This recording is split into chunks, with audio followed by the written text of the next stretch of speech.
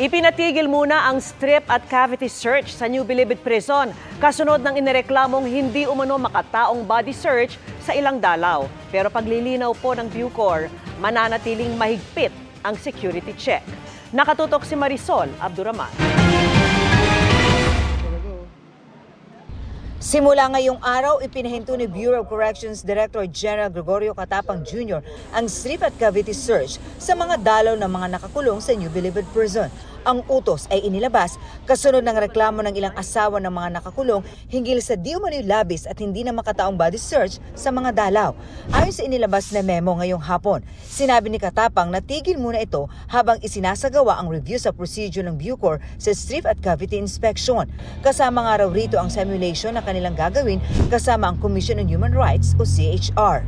Gusto namin ngayon i-simulate ulit kung ano yung nangyari, and then based on that, the CHR with their presence can make comment. Ito, mali ito. Welcome naman daw sa kanila kung anuman ang magiging obserbasyon at panukala ng CHR sa kanila.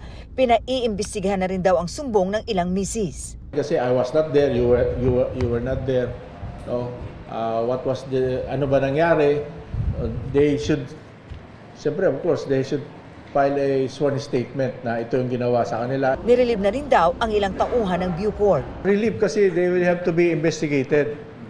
And then of course, we want to see the protocol. Nilinaw ni Catapang na bahagi talaga ng kanilang security check ang strip search lalo't marami na raw silang nahuhuli na nagtatangkang magpuslit ng mga kontrabando.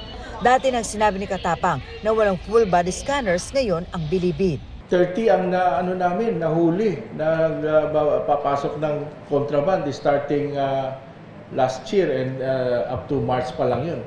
Ang highlight pa nga niyan maniwala kayo sa hindi, may tabako na, may cellphone pa, may charger pa, may hearing aid pa.